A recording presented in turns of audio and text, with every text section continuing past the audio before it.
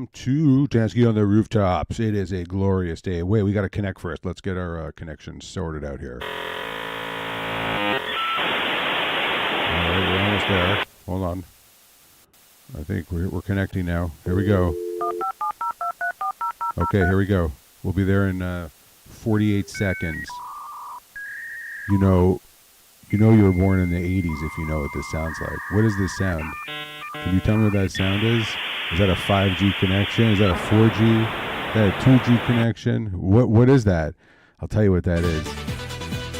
That was the dawn of the internet. That's DARPA right there, baby. That's DARPA for you. You all know who DARPA is, yeah? I know you do. I know you do. I know you do. Listen, what are we talking about? We're talking about mobile 5G. Mobile 5G hotspots. Mobile 5G for your business. Don't use it for your business. Are you going to use this type of connection for your business? Are you? Are you going to rely on that connection for your business? What kind of connection is that anyways? What is this? Is that a cellular connection? Yes, that is a cellular connection. Best effort. Listen, you might see stuff like this too. These are flat. This is a hotspot. It's a hotspot. You know it's also a hotspot? That's also a hotspot. This is a cellular connection, a best effort connection. You are just as likely to get the same quality of service from a coax cable connection as you are from what you see on your screen here.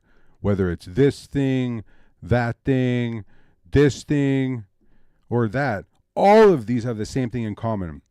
They're all best effort, and they're not going to work when you absolutely need them to work, because why? You have to ask yourself a question. Why are you going to purchase a mobile 5G connection for your business? Why would you want to get that? Well, the reason I hear it, from what I do is, we already have a primary connection. We're going to get a secondary connection, a 5G connection. I'm like, are you kidding me? You may as well get an old T1 connection at this point, because that mobile 5G connection, you want to call it mobile 5G fixed wireless, mobile 5G, whatever, it's a best effort connection. And if you're going to rely on it for a secondary connection, think about it. If the primary goes down, isn't everybody around you going to rely on that same mobile 5G connection? It's not going to work. It is not going to work. And it's not a symmetrical connection. It's asymmetrical. That means your download speed is higher than your upload speed. And you're at the mercy. You have high latency, you have high jitter, etc., etc. It's not a business connection. It's a great connection if it's, for your home and you're not working and you're just like streaming stuff and you're caching stuff online. This is not for a business. If you can drop ship mobile 5G, or what carriers like Verizon, AT&T, and whoever are calling it 5G fixed wireless, that's a lie. It's not fixed wireless. It's a mobile 5G connection. It is impossible to drop ship real fixed wires. Look on your screen right now. You can't drop ship what you see on your screen. It's impossible. You have to go to the location, to the building, and install this on the rooftop. There's a wonderful company on the east coast of the United States of America, the largest fixed wireless fiber provider. Why am I saying fixed wireless fiber? Well, because carriers like Verizon, AT&T, and T-Mobile call their 5G fixed wireless, and that's a lie. It is not 5G fixed wireless. It's 5G mobile, period. I don't care how you slice and dice it. If you can drop ship 5G, it's not really fixed wireless. This is fixed wireless, what you see on your screen. You can't drop ship. This is dual path mega gigabits per second. I'm not even going to say a lot. It's mega, ultra gigabits per second. Listen, you can't drop ship it. Don't be fooled. Please be educated. Be educated and understand the difference. Like, look, you're gonna want this. This is an attractively priced product. You're gonna spend like $45 a month for this. Well, what business wouldn't take that? It's like, it's less than a rounding error for all businesses, pretty much. But when you got to rely on the internet for your day-to-day operations, and your primary goes out, and you're not using fixed wireless fiber with natural wireless, and you're going to try and rely on this thing, please, you may as well just put this in your drawer right now and stop paying for that bill. It's not going to work. It is not going to work. Think about it. If you're running VPN tunnels and you're on a dynamic connection like a coax, best effort, asymmetrical connection, can you run VPN tunnels? No, they collapse and then they have to rebuild, and that takes time, and then it collapses again, and then on and on and on, and all of a sudden, oh, but I have a great idea. I'm going to use a mobile hotspot on my cell phone. That's the same thing. You may as well use your cell phone hotspot instead of buying one of these things. It's the same thing. The only difference is what you see on your screen right here has multiple antennas, and it allows people nearby to connect to it also. So you're, in essence, amplifying the mobile carrier's infrastructure on your own dime because you're plugging it in. You're plugging it into an internet connection, your own internet connection, and they're not even paying you. Think about how absurd that is. It's absurd. It's absurd. I'm not even going to have to tell you. It's absurd. Look, the infrastructure for 5G mobile 5G, or they call it 5G fixed wireless. Let's be clear. You have to understand the difference. Mobile 5G, 5G fixed wireless. They're all the same thing. They all rely on the last mile underground cabling because they all go to a tower nearby. They all feed a micro node. And all those nodes are reliant on the underground fiber. And what happens if there's a fire or a flood or a construction cut with the fiber underground? Well, that cell tower is down. So think about this, right? If you have, let's say you have a fiber optic connection as your primary, right, in your business, and it goes down, and you have a second connection that is this thing right here, right? That thing you see on your screen connects to a mobile operator, a cell operator's network infrastructure on a building somewhere. And that infrastructure on the building is connected to the underground fiber. Guess what? There's a fiber outage. Your 5G mobile, your 5G fixed wireless, your 5G is not going to work because it's still reliant on the underground last mile. On and on we go. Be educated. Understand the value add that real fixed wireless fiber has to offer. True diversity.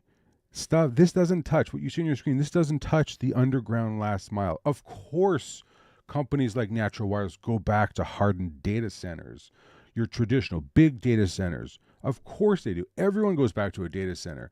But where are the most outages for any internet provider? Where does that happen? Where do the most outages occur for any internet operator?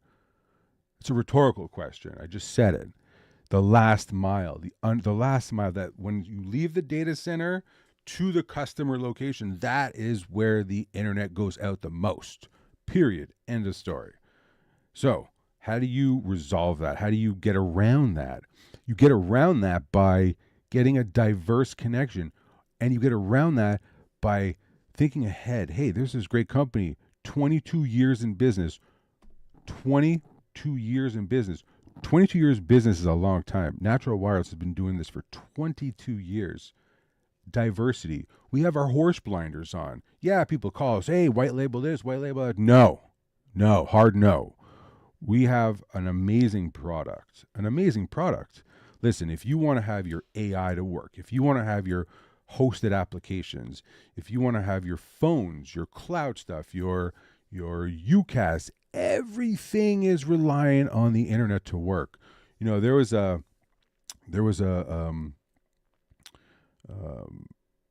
podcast I listened to, and it had all these like big, huge mockers, big time dudes, right? In the telecom world. You know what they said? I'll tell you what they said. They said, guess what, everyone? Connectivity is cool again. Well, I have to, I want to put my comment on that. When wasn't it cool? Without connectivity, all of this fancy stuff we use, AI, hosted phone service, Amazon Cloud, Velo, SD, all of that stuff doesn't work. Connectivity was never not cool. What it was getting distracted by noise and to the detriment of customers. And I blame people that sell services to make more money. At the end of the day, if you don't have a proper high-speed reliable, low latency connection, you suck. Period. It baffles me. Oh, we have an SD-WAN. We're going to put in a coax connection and a 5G connection. Well, it's going to suck. Period. You can't put two crappy connections in and say you're going to get a dedicated connection on the back end. It's not. You don't. It doesn't work that way. Period. Wake up. Smell the coffee. Be educated. Understand what tool to use for the job at hand. Fixed wireless fiber is the tool to use all the time. It is a primary connection. Primary. Did you know that fixed wireless fiber can go and deliver 20 gigabits per second? Dual path, ultra low latency. I bet you didn't know that. Can you sell that? I bet you can't even sell 20 gigs. You know, I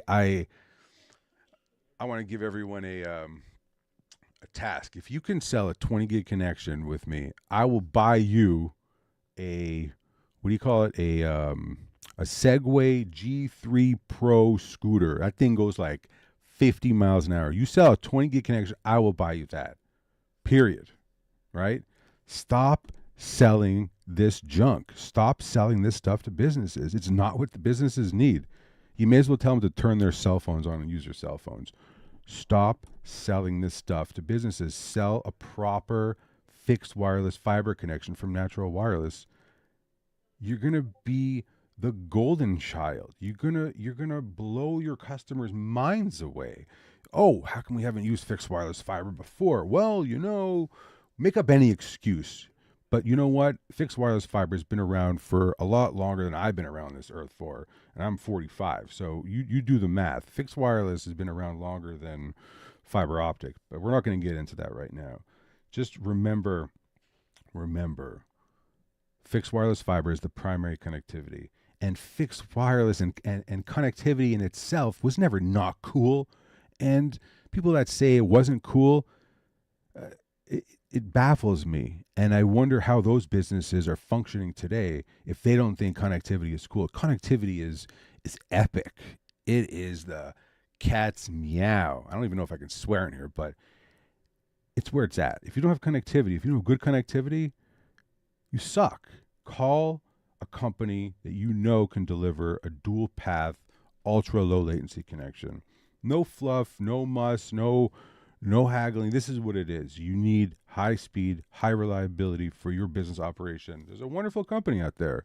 Figure it out. It's Natural Wireless. And don't be bamboozled by anyone trying to sell you a hybrid fixed wireless connection. Those also suck because those rely on the underground last mile. Anyone selling you a hybrid connection, you know, run for the door. Run. Adios, amigos. Run for the door. And listen, again, connectivity has always been cool. It is always going to be cool because without it, if you don't have a connection, I'm going to leave it open. Without connectivity, I can't ...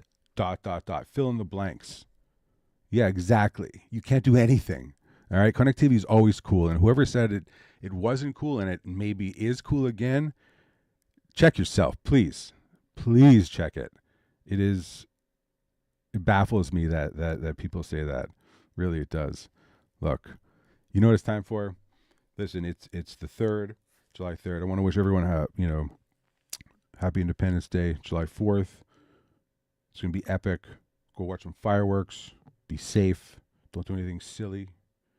And with that, let's end this on some hockey night in Canada here. All right. So y'all know what it's time for. It's time to go sell something.